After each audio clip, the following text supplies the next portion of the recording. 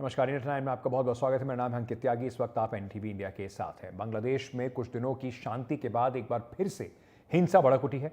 विरोध प्रदर्शनों का केंद्र राजधानी ढाका है। इस बार हजारों प्रदर्शनकारी प्रधानमंत्री शेख हसीना के इस्तीफे की मांग को लेकर सड़कों पर उतर आए। पुलिस और प्रदर्शनकारियों के बीच में कई जगहों पर हिंसक झड़प हुई। बांग्लादेश के अखबार द डेली स्टार के मुताबिक हिंसक विरोध प्रदर्शनों में अब तक 70 से ज्यादा लोगों की मौत हो गई है। इनमें 14 पुलिस वाले भी शामिल हैं। गोली लगने से अब तक 40 से ज्यादा लोग घायल हुए हैं। हिंसा पर काबू पाने के लिए बांग्लादेश की सरकार ने पूरे देश में कर्फ्यू लगा दिया है। राजधानी ढाका में दुकानों और बैंकों को बंद करने के आदेश दिए गए। साथ ही इंटरनेट भी बंद कर दिया गया है। Social media platform Facebook, Instagram और एक्स पर बैन लगा दिया गया है। National committee on security affairs की बैठक में शेख हसीना ने कहा कि प्रदर्शन कर रहे लोग छात्र नहीं बल्कि आतंकी हैं। मैं देशवासियों से अपील करती हूं कि वे इन आतंकवादियों को रोकने के लिए एकजुट हो जाएं। इस बैठक में शेख हसीना के साथ बांग्लादेश की तीनों सेनाओं के प्रमुख, पुलिस के प्रमुख और टॉप सिक्योरिटी अफसर शामिल थे। पिछले महीने भी बांग्लादेश की सरकार नौकरियों में आरक्षण को लेकर जबरदस्त हिंसा हुई थी, जिसमें 150 लोगों से ज्यादा मारे गए थे। सीधे आपको लिए चलते हैं। हमारी सहयोगी कादम्बनी शर्मा इस वक्त हमारे साथ जुड़ रही हैं। कादम्बनी, बांग्लादेश में कुछ दिनों की शांति के बाद एक बार फिर से हिंसा भड़की है। जो मामला एंटी कोटा प्रोटेस्ट के तौर पर शुरू हुआ था, वो शेख हसीना के खिलाफ सबसे बड़ा एक चुनौती के सामने अब खड़ा हुआ है। 15 साल से वो सत्ता में हैं और ये शायद उनके लिए सबसे बड़ी मुश्किल की घड़ी है। जब यहाँ पर एक बार स्टूडेंट प्रोटेस्ट शुरू हुआ कोटा के खिलाफ, अब उस हिंसक प्रदर्शन में 200 से ज्यादा लोग मारे गए। अब पिछले 2-4 दिनों से धीरे धीरे प्रोटेस्ट जो है वो बढ़ता गया और न्याय की मांग हो रही है उन 200 से ज्यादा लोगों के लिए जिनकी मौत हिंसक प्रदर्शन में हुई थी। हालांकि सरकार ने डैमेज कंट्रोल करने की कोशिश की है, कहा है कि जिन लोगों ने हिंसा में कोई रोल नहीं निभाया था या फिर जो हायर सेकेंडरी का एग्जाम दे रहे हैं या फिर जो माइनर्स है उनको बेल दिया जाएगा। लेकिन हालात अब ये है कि ये कोटा की बजाय अब शेख हसीना के खिलाफ हो गया है। अगर आप विरोध प्रदर्शन में नारे वहां पर सुने तो उनको वो डिक्टेटर बुला रहे हैं, शेख हसीना को, उनको उनके इस्तीफे की मांग कर रहे हैं। नॉन कोऑपरेशन की मांग वहां पर की गई है। कहा गया है कि कोई टैक्स ना दें, किसी प्रकार से सरकार का सहयोग ना करें। शेख हसीना ने डायलॉग के लिए बुलाया है स्टूडेंट्स लीडर्स को, लेकिन उन्होंने डायलॉग से साफ इनकार कर दिया है। अब शेख हसीना जो है वो कह रही है कि एक्चुअली ये प्रोटेस्ट है वो सैबोटाज की पूरी कोशिश है और जो इसमें भाग ले रहे हैं वो क्रिमिनल्स हैं। कई जगहों पर, जैसा आपने भी बताया, कई जगहों पर ढाका में, दूसरे शहरों में हिंसक झड़पें हुई हैं। इन झड़पों में कम से कम 72 लोग मारे गए हैं और बार बार ये संख्या जो है वहां की लोकल मीडिया जो है वो रिवाइज कर रही है। पहले 32 संख्याएं, फिर बढ़ते बढ़ते उससे ज्यादा हो गई है ये संख्या और लगातार बढ़ रही है। कई सौ लोग घायल बताए जा रहे हैं। 14 पुलिस वाले भी मारे गए हैं, ऐसी भी खबर आ रही है। ऐसे में वहां पर जितने सोशल मीडिया प्लेटफॉर्म हैं उनको फिलहाल बंद किया गया है। इंटरनेट फिलहाल बंद किया गया है। कर्फ्यू आज शाम से वहां 6 बजे से लगा हुआ है। उसके अलावा 3 दिन का पब्लिक हॉलिडे घोषित किया गया है। बैंक वगैरह सब बंद रहेंगे। आज भी जब बैंक खुले हुए थे, ऑफिसेज खुले हुए थे और फैक्ट्रीज वगैरह वहां पर खुले हुए थे, तो आने जाने वालों को बहुत ज्यादा परेशानी हुई, क्योंकि जगह जगह पर न सिर्फ ये झड़प हो रही है बल्कि आगजनी भी की जा रही है, हमले भी किए जा रहे हैं। तो एक बेहद तनावपूर्ण स्थिति है। इस बीच भारत का जो असिस्टेंट कमीशन है वहां पर सिलहट में, उसने वहां पर जो भी भारतीय हैं, खासकर छात्र अगर कोई वहां पर है, तो उनसे कहा है कि वो सतर्क रहें। हेल्पलाइन नंबर जारी किया गया है और कहा गया है कि संपर्क में रहें वहां पर हाई कमीशन में। तो एक बार फिर से स्थिति काफी मुश्किल हो गई है, तनावपूर्ण हो गई है। निश्चित तौर पर भारत के लिए भी ये काफी रखता है। भारत इस पर लगातार नजर रखेगा, ये निश्चित है। लेकिन कैसे, कब शेख हसीना इस मुश्किल से पार पाएंगी, ये कहना बड़ा मुश्किल है। कादम्बनी, बहुत बहुत शुक्रिया हमारे साथ जुड़ने के लिए। इस पर इस वक्त चर्चा करने के लिए सुबीर भौमिक साहब जुड़ रहे हैं हमारे साथ, पूर्व एडिटर हैं बांग्लादेश न्यूज़ के। बहुत बहुत शुक्रिया हमारे साथ जुड़ने के लिए भौमिक साहब। सबसे पहले मैं आपसे समझना चाहूँगा, जिस तरीके से ये अभी हालात बांग्लादेश में बने हुए हैं, इसमें कई तरह की बातें कही जा रही हैं कि ये स्टूडेंट प्रोटेस्ट नहीं है, ऑपोजिशन अब इसमें इन्वॉल्व हो गया है, ये भी कहा जा रहा है इसमें बाहरी ताकतों का हाथ है। किस तरीके से आप इस पूरी समस्या को इस वक्त देख रहे हैं?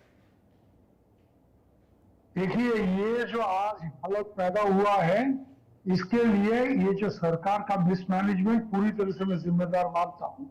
वजह ये कि जून के 5 तारीख को जब हाई कोर्ट का ये आदेश आया कि वो मुक्तियोद्धा लोगों ने जो केस फाइल किया था कोटा को रखने के लिए, तो उसको हाई कोर्ट ने अपहोल्ड किया।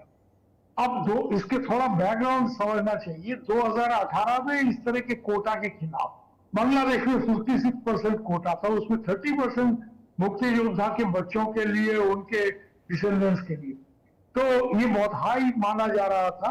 और इसके खिलाफ 2018 में जब प्रोटेस्ट हुए थे, शेख हसीना की सरकार ने कहा था हम कोटा हटाएंगे, पर उसके खिलाफ अदालत कार्रवाई हुआ और अदालत ने जब फैसला जून के 5 तारीख को सुनाया, तो उस वक्त ये अंदाजा था कि इसको लेके हंगामा होगा, बेहद हंगामा होगा, वो छात्रों से होगा।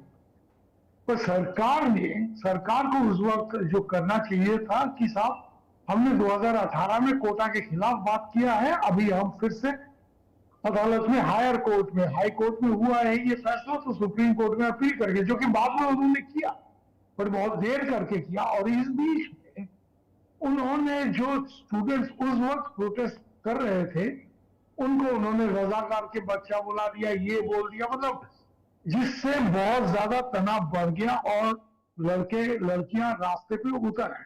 इस बार जो प्रोटेस्ट हो रहा है, इसमें सबसे मतलब दृष्टि आपके आकर्षण करने वाली चीज है औरतों का, जो महिला स्टूडेंट्स है उनका।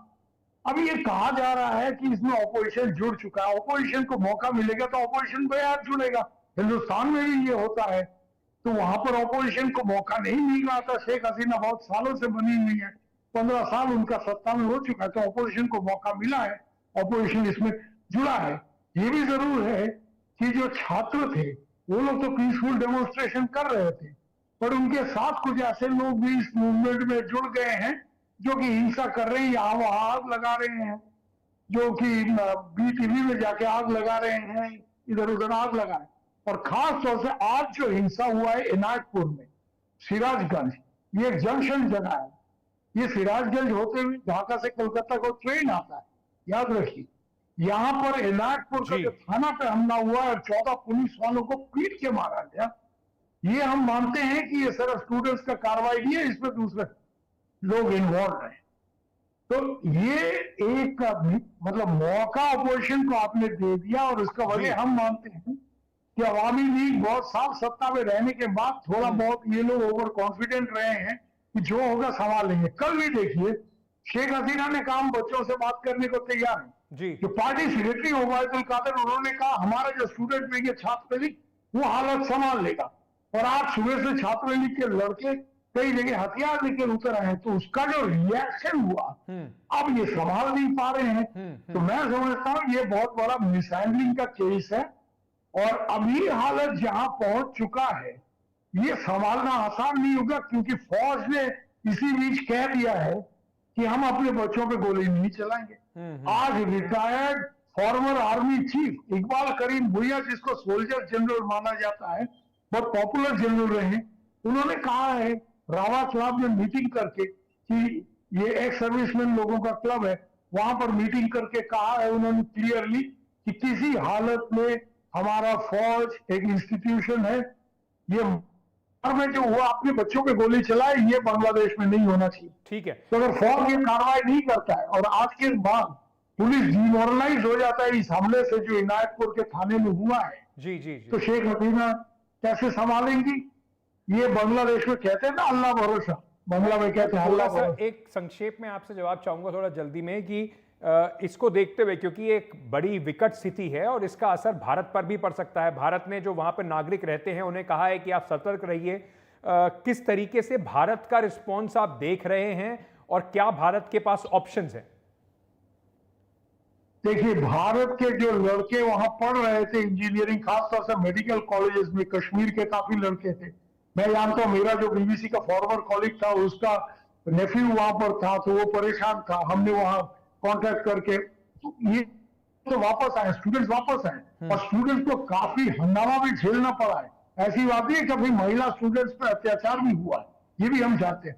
तो इंडिया एक टारगेट हो चुका है। ये बड़ी अजीब बात है अंकित जी कि म्यांमार, ये इंडिया और चाइना दोनों शेख हसीना को सपोर्ट करता है।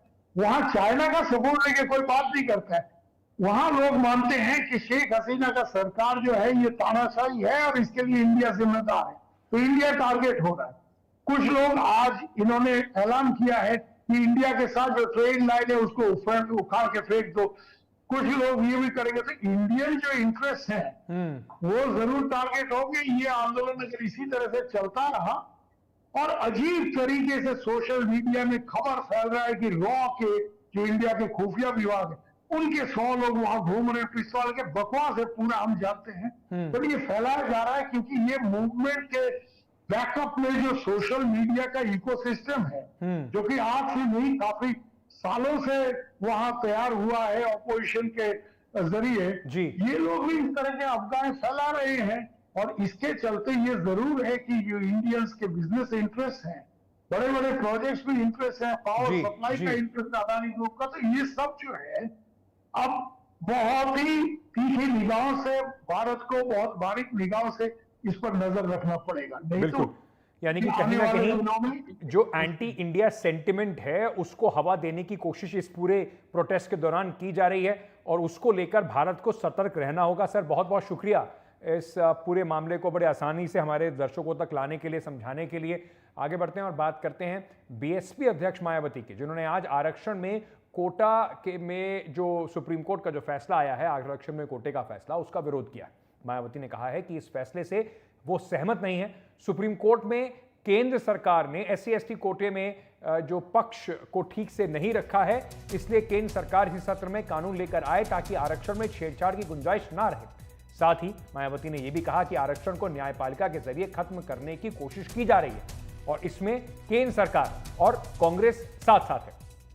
मायावती ने SC/ST समुदाय से अपील की है कि आपात स्थिति है और आप सबको एकजुट होना चाहिए।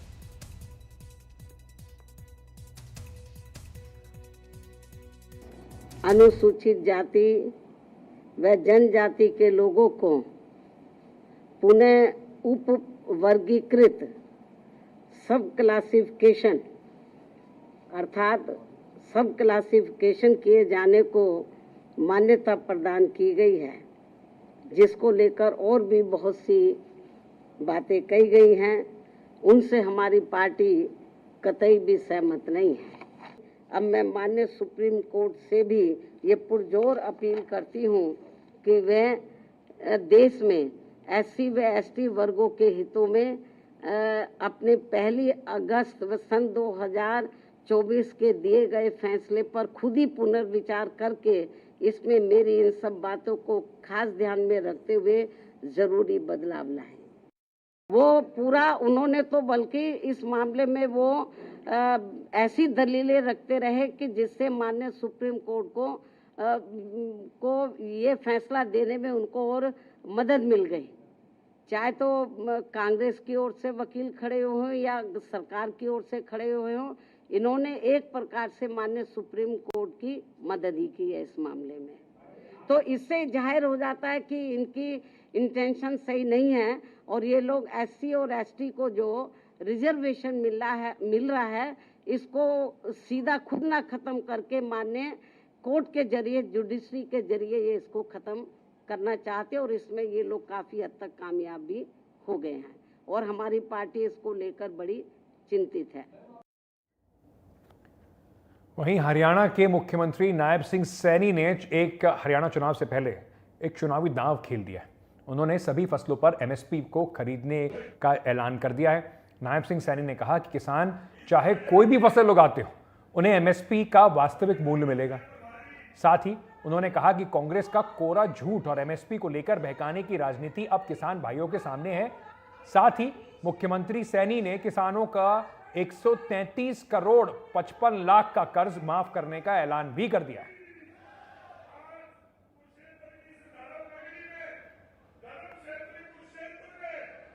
मैं कुछ और घोषणाएं आज इस पवित्र भूमि से करना चाहूंगा कि आज हम कुरुक्षेत्र की उस पावन धरा के ऊपर उपस्थित हैं। आज मैं ये घोषणा करता हूं कि आज तक प्रदेश के किसानों को की तरफ से पिछले अभियान का जो 133 करोड़ 55,48,000 रुपए बकाया था, आज उसको माफ करने की मैं घोषणा करता हूं कि पिछले 10 वर्षों में हमारी सरकार ने किसानों की 14 अन्य फसलें भी एमएसपी पर खरीदने का काम किया था और आज 9 फसलें और बकाया हैं। हरियाणा प्रदेश की जितनी भी फसलें हैं सारी की सारी एमएसपी पर खरीदने का काम ये हमारी सरकार करेगी। आज मैं इसकी घोषणा करता हूं।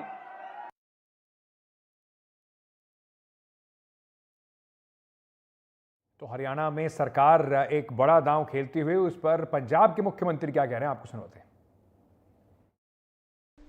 हरियाणा ने सारिया पार्टियों को मौका दिता, कुछ नहीं बनया। पंजाब ने भी सारिया पार्टियों को मौका दिता, जीरो रिजल्ट। तो हुण बदल लो फिर। दिल्ली ने बदल लिया, गड्डी पटड़ी ते चढ़ गई। मार्च 2022 सरकार बनी है। 1 जुलाई तो लैके अज तक 90% घरां नूं पंजाब च बिजली दा बिल जीरो आउंदा है जी। पता कर लियो, फोन कर लियो।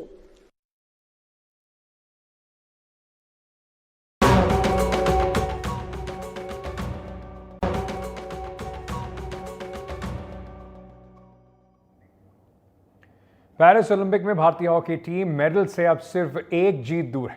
क्वार्टर फाइनल मुकाबले में भारत ने ग्रेट ब्रिटेन को पेनल्टी शूटआउट में 4-2 से हरा दिया। फुल टाइम मैच में दोनों टीमों का स्कोर 1-1 से बराबर था, जिसके बाद पेनल्टी शूटआउट में भारत ने जबरदस्त प्रदर्शन किया। शूटआउट में भारत ने लगातार 4 गोल किए, जबकि ब्रिटेन की टीम सिर्फ 2 गोल कर पाई। गोलकीपर श्रीजेश जीत के हीरो रहे। उन्होंने शूटआउट में 2 गोल बचाए और पूरे मैच में 11 पेनल्टी कॉर्नर सेव किए। अब सेमीफाइनल में भारत का मुकाबला जर्मनी और अर्जेंटीना के विजेता टीम से 6 अगस्त को होगा। आपको बता दें 50 मिनट का कम से कम खेल भारतीय टीम ने सिर्फ 10 खिलाड़ियों के साथ खेला। एक खिलाड़ी को रेड कार्ड दिया गया था।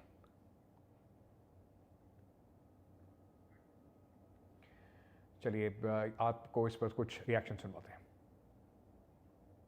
भारत अब सेमीफाइनल में जा रहा है। ऐसे में ग्रेट ब्रिटेन वर्सेस इंडिया के आज के हॉकी के मुकाबले में भारत ने 4-2 से अपनी जीत दर्ज की और इसी के साथ खुद को सेमीफाइनल में जाते हुए देखा। ऐसे में एक और जहां तमाम हॉकी के फैंस में बहुत ज़्यादा जोश है और खुशी है कि हमारे देश का जो राष्ट्रीय खेल है वो अब एक नए स्तर पर जा रहा है। हम इस समय सेवियन अकेडमी में मौजूद हैं, जहां पर हॉकी की ट्रेनिंग 5 साल से 21 साल के बच्चों को दी जाती है। इनसे जानते हैं और समझते हैं कि इनकी जो खुशी है, जहां पर ये इंडिया को चीयर अप कर रहे हैं, वो कितनी ज़्यादा है। हमारे साथ बात करने के लिए 1992 के बार्सिलोना में ओलंपियन डैरिल डिसूजा हैं, जो खुद हॉकी खेल कर रिटायर हुए हैं और साथ ही पूरे देश का नाम भी रोशन किए हैं। सर, आपसे समझना चाहेंगे, आप उस प्रेशर को जानते हैं कि ओलंपिक्स में जब इतने सारे खिलाड़ी एक साथ जाते हैं, कोऑर्डिनेशन से लेकर एक दूसरे में जो कोऑपरेशन है खेल को लेकर, वो बहुत ज़्यादा होना चाहिए। आज के गेम को आपने देखा और आप काफ़ी ज़्यादा परखे हुए खिलाड़ी भी हैं, क्या बोलेंगे, खेल कैसा था और भारतीय टीम ने कैसा परफॉर्म किया? आज के दिन बहुत महत्वपूर्ण है इंडिया के लिए, क्योंकि अब हम मेडल के लिए जा रहे हैं और हम कॉन्फिडेंट है कि हम लोग मेडल प्राप्त करेंगे। आज का मैच तो जो भी हार्ट का प्रॉब्लम है वो देखना नहीं चाहिए, क्योंकि वो it's a very dangerous game for anybody who is with heart problem. So हम लोग बहुत खुश है कि अपना टीम अच्छा खेल रहे हैं और हम लोग श्योर है कि एक मेडल जीतने वाला है। आपका नाम क्या है? हर्ष तलेगर। हर्ष, बताइए आज का गेम कैसा था? बहुत अच्छा था। और आपके फेवरेट प्लेयर कौन है? हरमनप्रीत। आज उन्होंने कैसा खेला है? बहुत अच्छा। क्या मैसेज रहेगा आपका टीम इंडिया को? जीत कर आना, मतलब जीत कर आना और गोल्ड मेडल जीत। गोल्ड मेडल जीतना हर एक भारतीय की यही उम्मीद है कि इस बार गोल्ड मेडल भारतीय टीम जीते और उसे दोबारा घर लेकर आए। कुछ और बच्चे हैं, इनसे बात कर लेते हैं। आपका नाम? युग कमल किशोर। कितने साल के हैं आप? 9 साल। आप बस 9 साल के और आप हॉकी खेल रहे हो? हाँ। क्या सोचा है आपने बड़े हो कि आपको हॉकी खेलना है, भारत को रिप्रेजेंट करना है? यस, भारत को ओलंपिक्स में रिप्रेजेंट करना है। ओलंपिक्स में रिप्रेजेंट करना है। इस बार आप देख रहे हैं ओलंपिक्स में भारत का मैच? हाँ, देखा मैंने। सबसे अच्छा कौन खेल रहा है? श्रीजेश। श्रीजेश, आज उन्हें प्लेयर ऑफ द मैच के तौर पर देखा जा रहा है। बहुत अच्छे से उन्होंने जो है 2 गोल्स लिए और रोके भी। तो आपके लिए श्रीजेश आपके फेवरेट प्लेयर हैं? यस। और कोई प्लेयर जो आपको पसंद हो? हरमनप्रीत सिंह और अमित रोहिदास। अच्छा, ये तीनों आपको पसंद है। तो आपको आगे क्या लग रहा है? आपको लग रहा है कि टीम इंडिया जीतने वाली है सेमीफाइनल्स भी? हाँ, सेमीफाइनल्स और गोल्ड मेडल भी।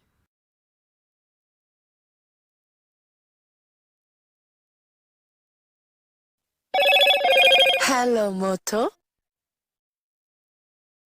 Motorola Razr 50 Ultra comes with Google Gemini. Hello Moto. Motorola Razr 50 Ultra comes with Google Gemini. चलिए, इस वक्त हो चुका है Motorola question of the day का। आज का सवाल है, क्या फिर हिंसा की आग में घिरा बांग्लादेश, क्या इस्तीफा देंगी शेख हसीना?